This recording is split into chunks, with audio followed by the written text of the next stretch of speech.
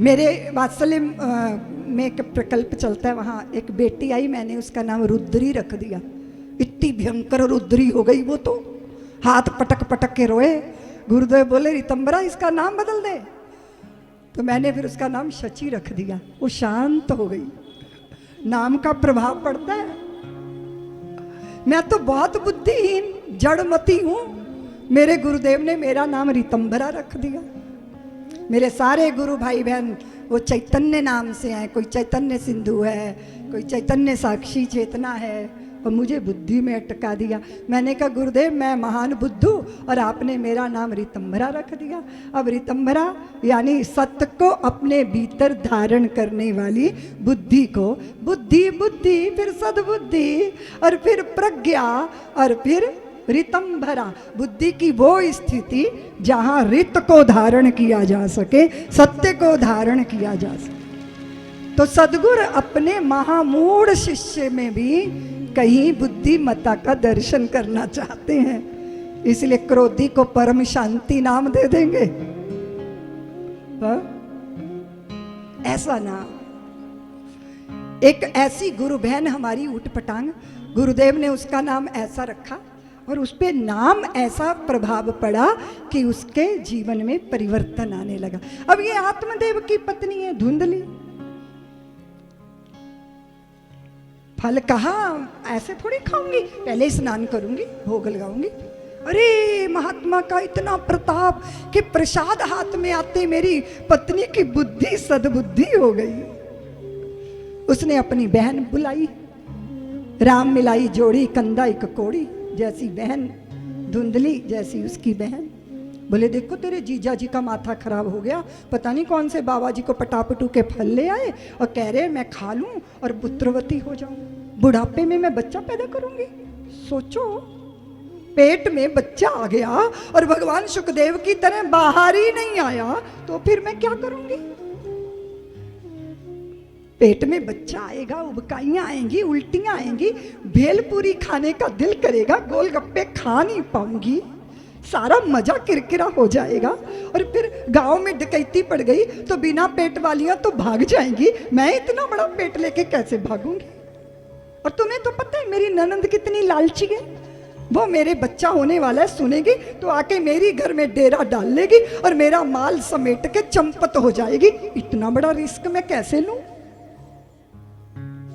तो बहन कहती है तू चिंता क्यों करती है, तेरे बच्चे नहीं होते, मेरे हर साल होते, फिर होने वाला, चिंता मत कर, मुझे होगा मैं तुझे दे दूंगी, मेरे पति को धन दे देना तू बस, और ये जो फल है गैया को खिला दे, बाबा जी की परीक्षा भी हो जाएगी और तेरी मुक्ति भी हो जाएगी।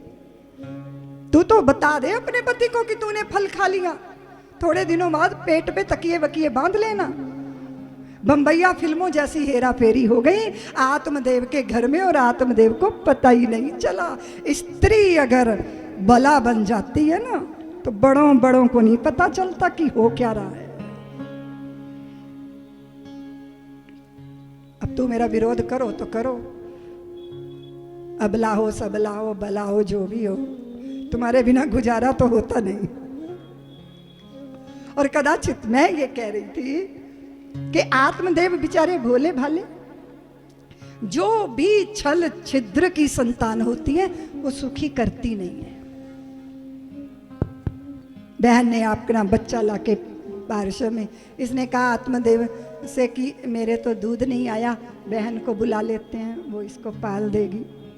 पुत्र हुआ है, पुत्र हुआ है, पुत्र हुआ है। आत्मदेव को कहा, आत्मदेव आनंद में डूब गए और 3 महीने बाद गैया को भी पुत्र हुआ, कान गाय जैसे, उनका नामकरण किया गया गोकर्ण जी महाराज। और धुंधली के पुत्र को धुंधली, वो आत्मदेव बोले मैं तो आत्मदेव हूं, इसको ब्रह्मदेव कहेंगे। बोले नहीं, 9 महीने मैंने पेट में रखा है, मैं धुंधली, ये होगा धुंधकारी, नाम दिया धुंधकारी। वो महापातकी पैदा हुआ। संतान का सताया हुआ आदमी कहीं त्राण नहीं पाता। दुनिया से जीत लोगे पर अपनी संतान से हार जाओगे। ऐसी कुकर्मी संतान के सामने बड़े बड़ों को पराजित होते देखा है। कभी कभी लोगों के स्वभाव में दुष्टता होती है, दूसरे को कष्ट देने में उनको मजा आता है। ऐसा क्रूर धुंधकारी गैया को त्रास दे, सज्जनों को त्रास दे। पिता दुखी हो गए, सारा सम्मान मिट्टी में मिल गया, घर की दुर्दशा हो गई और आत्मदेव बैरागी बन गए, जंगल में चले गए। माता दुखी हो गई और वो कुएं में कूद के आत्महत्या करती है। और ये 5 वैश्याओं को घर में ले आया, उनका रंजन करने लगा। उन्हीं वैश्याओं के द्वारा धुंधकारी की हत्या हुई और उसके शरीर को उसके आंगन में गाड़ दिया गया और सारा माल लेके वो वैश्याएं वहां से चंपत हो गई और ये प्रेत योनि में भटकने लगा। गोकर्ण जी महाराज ने अपने पिता को बोध कराया कि मुक्त हो जाइए पिताजी संतान के आकर्षण से। सबसे बड़ी आसक्ति होती है, बेड़ी होती है आसक्ति। आपने पैरों में बांध ली, ब्याह कर लिया, बच्चे पैदा कर लिए, अब उनके सुख दुख से प्रभावित होते रहोगे। बेड़ी है ये। और अगर वहां बोध नहीं है तो ये प्रपंच है, अगर वहां बोध है तो ये खेल है। और जिंदगी को प्रपंच की तरह नहीं उसमें उलझना चाहिए, जिंदगी को खेल की तरह खेलना चाहिए और उसके लिए विवेक चाहिए। और भागवत की कथा ज्ञान वैराग्य विवेक को प्रदान करने वाली कथा। मधुमक्खी की तरह किनारे पे रहो, शहद का स्वाद लो, अंदर धस के बैठ जाओगे तो पंख लथपथ हो जाएंगे और वहीं प्राण त्याग दोगे और ना शहद का स्वाद ले पाओगे। इसलिए जगत प्रपंच को समझकर बोध पूर्वक जीना ये जीवन है। सब्सक्राइब करें साध्वी ऋतंभरा जी के YouTube चैनल को और हमारे वीडियो को सबसे पहले देखने के लिए बेल आइकन को दबाना ना भूलें।